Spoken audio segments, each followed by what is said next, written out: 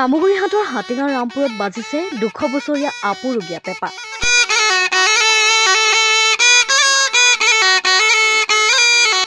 বজাই দেখুৱালে 90 বছৰৰ ঊৰ্ধৰ সোণ বৰুৱা ককাই।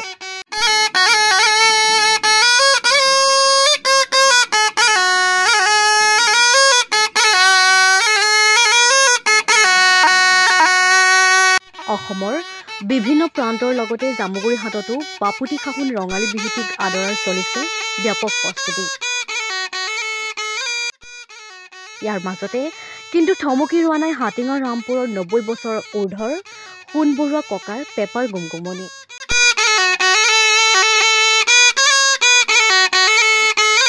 আজু ককাৰ দিনৰে 200 বছৰীয়া পেপাটিক সযতনে ৰাখি থৈছে সোণ বৰুৱা ককাই। বিহু বুলিলেই ককাৰ হেনো গা 7খন-8খন হৈ উঠে। যৌৱনকালৰ স্মৃতি ৰোমন্থন কৰি সোণ ককাই জীৱনৰ বিয়লি বেলাটো ঘৰৰ পদূলিতে বহি পেপা বজাই ৰঙালী বিহুটিক আদৰণি জনোৱা দেখা গৈছে।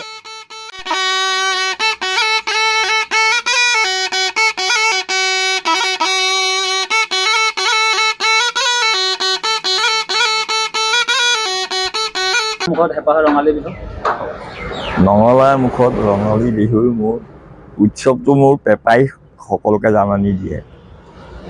হয়তো ইয়াত আশে পাশে সুধিলেও ক'ব যে সোণ কাকাই বিহু আহিল মাত্ৰ পেপা নেথাই ফোপাই হ'লেও পেপাটো বজাই থাকে অকলে।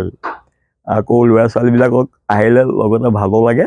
তেতিয়া মই ল'ৰা ছোৱালীবিলাকতো লগত আকৌ কোনোবা মাতা আকৌ গৈ পেলাই আকৌ গছৰ তলত পাই যামগৈ। এতিয়াও কিন্তু খোজকাঢ়ি যাব নোৱাৰোঁ, থিয় হৈ থাকিবও নোৱাৰোঁ, কিন্তু চকী এখন দি লৈ যায়। বয়স কিমান হ'ল?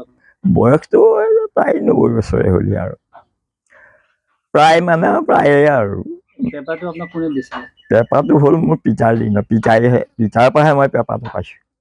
কিন্তু এইটো হেনো কাকা দিনৰ আছিলে বুলি কৈছিলে। মানে কিমানমান বছৰ হ'ল? এইটো 200টো প্ৰায়ে হ'ল। আপুনি এতিয়া সংৰক্ষণ কৰিছে? এতিয়া মই এতিয়ালৈকে সংৰক্ষণ কৰি আহিছোঁ। নিজে পেপাৰটো ছিগি খহি গৈছেগৈ, তেওঁ মই ৰাখিছোঁ। সেইটো পেপাৰটো তেতিয়াৰ পৰা বুলি তাক ধুনীয়াকৈ পৰিপাটিকৈ নোৱাই ধুৱাই ৰাখোঁ মই। বিহুটো আহিলে মই পেপাৰ হালধি মাহ দি মই নোৱাওঁ। মোৰ বাঁহী পেপাৰ চব উলিয়াই লৈ মই ধুনীয়াকৈ নোৱাই ধুৱাই আকৌ ধুনীয়াকৈ সোমাই থওঁ। মন গ'লে অকণ বজাওঁ, আকৌ দেহাটো ভাল লাগি থাকিলেই বজাওঁ, আকৌ পটককৈ অসুখ হৈ যায় নোৱাওঁ আকৌ থাকে। আপোনাৰ দেউতাই আপোনাক দি থৈ গৈছে আপুৰুগীয়া বুলিয়ে ক'ব লাগিব। আপুনি নথকা অৱস্থাত কেনেধৰণৰ সংৰক্ষণ কৰাৰ কথা চিন্তা কৰিছে? সংৰক্ষণ মানে মোৰ মাটি যিখিনি আছে তেওঁলোকক কৈছোঁ যাতে মোক জীয়াই ৰাখিবলৈ হ'লে তোমালোকে এই পেপাৰটো তোমালোকে ব্যৱহাৰ কৰা।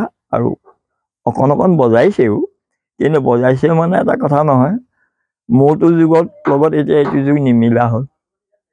মোৰতো যুগত মোৰ পিতাই শিকাইছিলে যে এই বিহু নামটো তই গা, এই বিহুটো গাব পাৰিব লাগিব। মই আকৌ তেতিয়া উপায় নাপালে মই সেই বিহু নামটো গাওঁ পেপাত। নাই এতিয়া নিচিনাকৈ মই আকৌ তৌতা কৰিব নাজানো। আকৌ আজিকালি বজাইছে শুনি আছোঁ, কিন্তু মই বিহু নামহে গাওঁ, মই বিহুটোহে গাওঁ মই। পেপা অসমৰ বাহিৰতে বজাইছোঁ।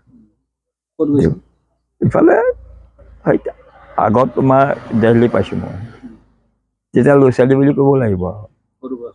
সৰু বয়স। তাৰপৰা এখন তোমাৰ সৰু কলিকতা উৰিষ্যা এইবিলাকত ফূৰ্তিতে গৈ বজায়। কিন্তু তেতিয়া তোমাৰ ফটো মৰা মানুহো নাই পালানে বোলে বহুত। এতিয়া আজিকালি ক'ৰবালৈ গ'লে গুৰু পেটৰ ফটো এখন লৈ আহে, তেতিয়া একো নাই, সেইখন গ'লো আৰু খালোঁ বলো ফূৰ্তি কৰিলোঁ আৰু গুচি আহিলোঁ। কিন্তু তাৰপিছত জানিছিলোঁ ব্যৱসায়মূলক। কিন্তু মই ব্যৱসায়টো এতিয়াও মই ব্যৱসায় বুলি নধৰিলোঁ আৰু নলওঁ, মই একো ব্যৱসায় নলওঁ। সমূহ অসমবাসী ৰাইজক মই মোৰ সেৱাৰে মই গ্ৰহণ কৰি কৈছোঁ যে আপোনালোকে এইটো সদায় মনত ৰাখিব যে অসমীয়া বিহু উৎসৱটো চবতকৈ ওপৰত। সেই অসমৰ বিহুতে অসমক জীয়াই ৰাখিব পাৰে। আৰু মই নিজে এতিয়া গম পাইছোঁ, য'তে যাওঁ ত'তে হ'লেও সেই বস্তুটো মই পাওঁ, আৰু পালে মোৰ বৰ আনন্দ লাগে। সেই দেখি মই কৈছোঁ যে অসমত আৰু এই বিহু উৎসৱটোতকৈ ওপৰত নাই। কিয় মই বিহু বুলি ক'লোঁ, এতিয়াও মই যেতিয়া 80-90 বছৰত যেতিয়া পগলা হোৱা দি সময়টো কি বস্তু, তেতিয়াহ'লে মই নিজকে চিন্তা কৰোঁ। আৱেগ জড়িত হৈ যায়, মই নিজক পাহৰি যাওঁ। তেতিয়া জামুগুৰিহাটৰ পৰা আনোৱাৰ আহমেদৰ ৰিপৰ্ট মাই নিউজ এনি